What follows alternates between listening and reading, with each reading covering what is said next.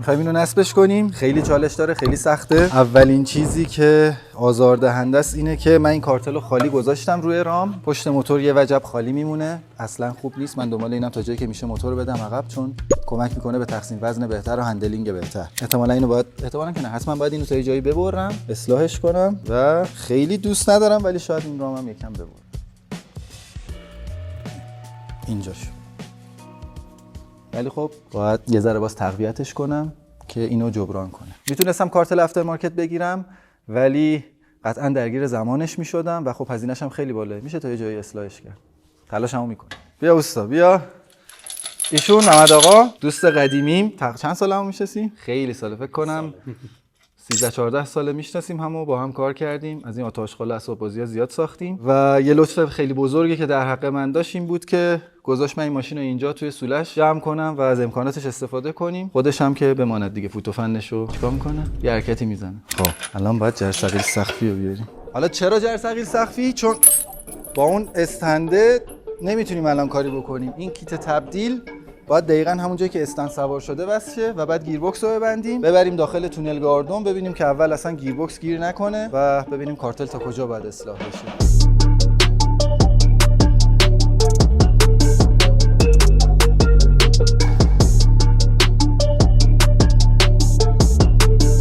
الان باید آداپتور پلیت و کیت تبدیل رو روش ببندیم و بعد گیربکس رو ببندیم. کار اینه که بس میشه یه سمتش جاپیچای موتوره، یه سمتش جاپیچای گیربکسه. از اونجایی که این موتور آمریکاییه، اون گیربکس هم گیربکس بی ام و به هم هیچ ربطی ندارن، این شرکت اومده این کیت تبدیل رو درست کرده. یه موضوع دیگه اینه که برنامه اینه اول اینها رو ببندیم، کارهای فنی و کامل تا جایی که میشه انجام بدیم، چون طبق پیش بینیم راحت 2 ماه این ماشین درگیر صافکاری نقاشیه. پس برنامه اینه که ما اینا رو فعلا فقط ببندیم، دست موتورا رو بسازیم، پایه گیربکس رو بسازیم، بقیه متعلقات رو سوار کنیم، پیاده کنیم و بعد دوباره بعد اینکه رنگ شد اینا رو ببندیم. برای همین الان نه پیچا رو کامل میبندیم، در اصل اینا باید با تورکمت بسته بشه که راه اصولیشه. الان فقط صرفا میبندیم تا اون کاری که گفتم انجام بدیم. BMW.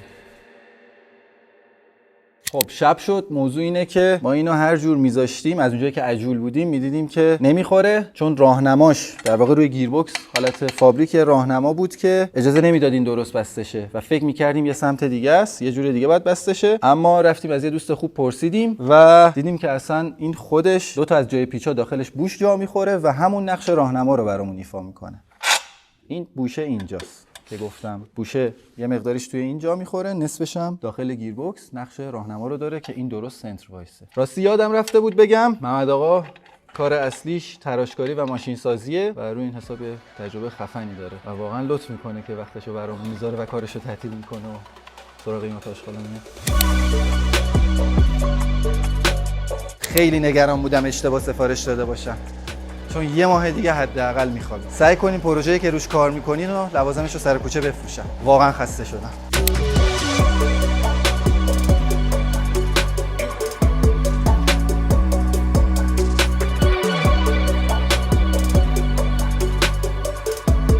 اینجوریه که یه گیربکس آلمانی رو میبندیم به موتور آمریکایی.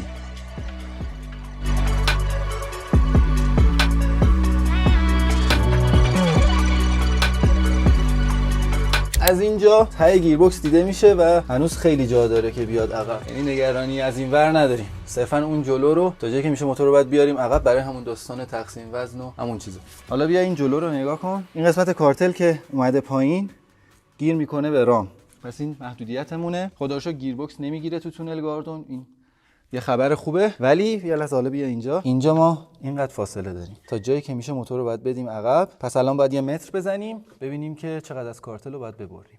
موضوع اینه که از این پشت تا این پلیت پایین که به اتاق نزدیک بشه تقریبا 11 سانت فاصله است، ولی ما کارتل رو باید بیشتر از اینا کوتاه کنیم، چون که باید یه خلاصی، یه آزادی نسبت به رام داشته باشه. یعنی اینجا حدوداً 12 تا 14 سانت اینو باید بیایم جلو و ببریم. اگه این 12 سانت بگیریم از اینجا خیلی میاد جلو.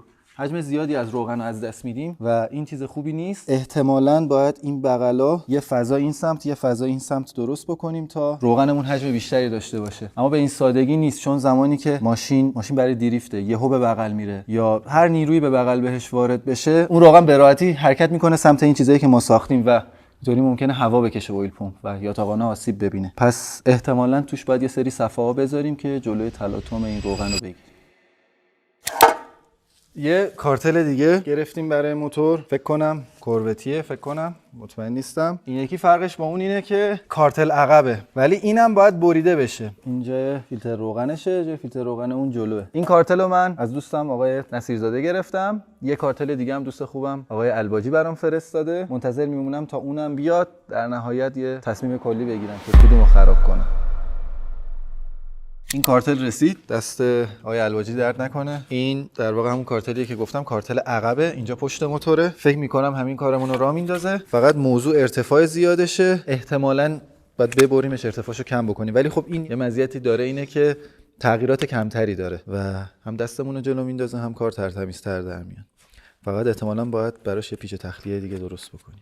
پایینش میبره. بریم ببندیمش رو موتور. الان ما 3 تا کارتل داریم، یکی اونیه که اون پایینه، یکی اینه که دستمه و یکی اینه که رو موتوره. مثلا کارتل فروشی بزنی. چرا ارتفاعشو باید کم بکنم؟ چون اون کارتل زمانی که رو موتور سوار بشه میاد اینجا و اگه ارتفاعش خیلی بره پایین، اینا بازویای پایین، در واقع طبقات پایین ماشینن که در حالت فابریک کارخونه یه براکتی میاد زیر این سوار میشه و به شاسی وصل میشه، همین ور همون ور، و این وسط بسته میشه برای استحکام بیشتر که زیر فشار تغییر زاویه نده. اونو براش میسازیم، یه چیز بهتری براش میسازیم. ولی خب موضوع اینه اگه کارتل خیلی پایین باشه، ما اون اتصالات رو میخوام با لوله کار بکنم، اون اتصالاتمون میاد ارتفاع پایینتری و به زمین میگیره، ولی تا یه حدی میتونه بیاد پایینتر چون ماشین مسابقه است. اوکی اوستا بیا.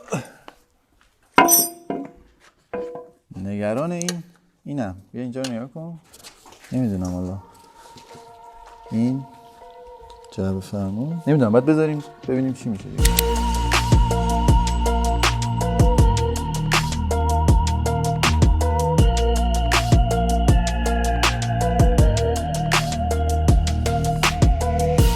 هر چقدر موتور رو کج کنیم بازم پشت کارتل میگیره به جعبه فرمون. ایده اینه که کارتل رو باز میکنیم، موتور رو جا میزنیم، کارتل رو همونجا میبندیم. پشت گیربکس جک سوسماری گذاشتم، تقریبا زاویه موتور رو درست کردم که ببینیم اون زیر چقدر محدودیت داریم. اگر که جعبه فرمون رو نزدیک نکنیم، این تقریبا تا اینجاها باید برش بخوره و حجم روغنمون خیلی کمتر میشه. حالا چرا جعبه فرمون رو به رام نزدیک میکنم؟ چون بعداً باید این کارو میکردم، حالا الان انجام میدم.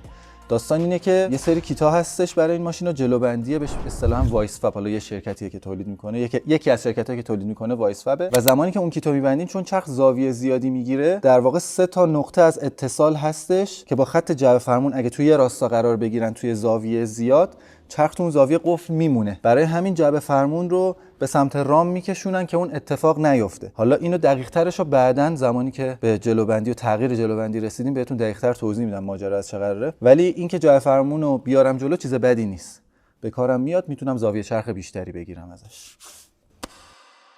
الان موتور رو با یه دقت قابل قبولی تقریبا توی اتاق تنظیم کردیم. الان بگیریم پروفیل این بالا گذاشتیم، استاد تناب نداشت با سیم سفید برق، مهم اینه کار رو انجام داد و تقریبا فضای اون پشت برامون معلوم شد.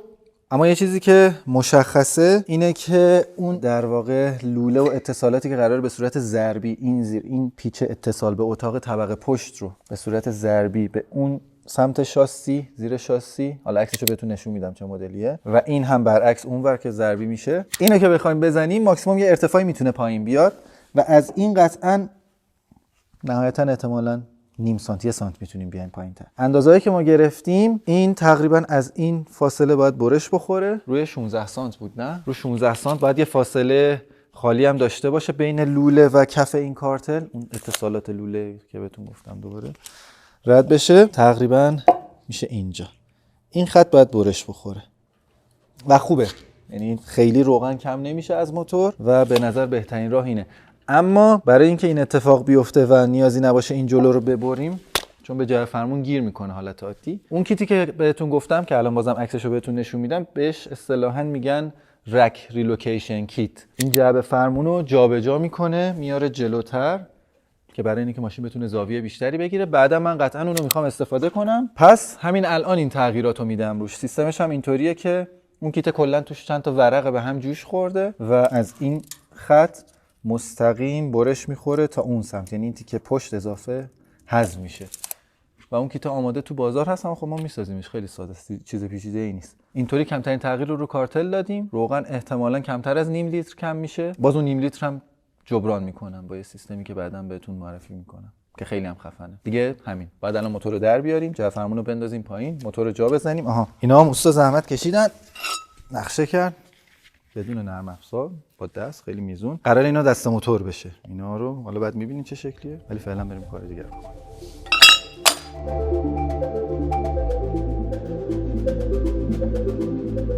بیا اینجا رو نگاه بکن. این کیت جابجایی جعبه فرمونه، این خط رو که شما بگیرین تا این وصل بکنین تقریبا 6 سانت جعبه فرمون رو نزدیک می‌کنه.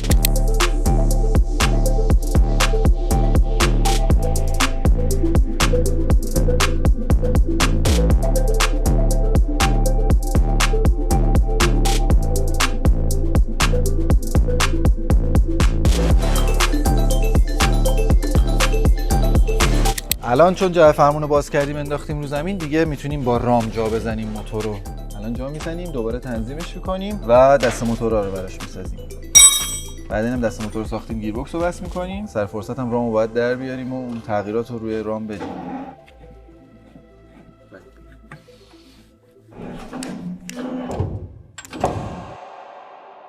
با کلی مکافات رامو آوردیم پایین، هیچ کدوم اون روشا جواب نداد. رامو بردیم پایین، کارتل به موتور وصل کردیم و بعد راحت موتور رو جا زدیم و دوباره رامو آوردیم بالا، پیچ کردیم.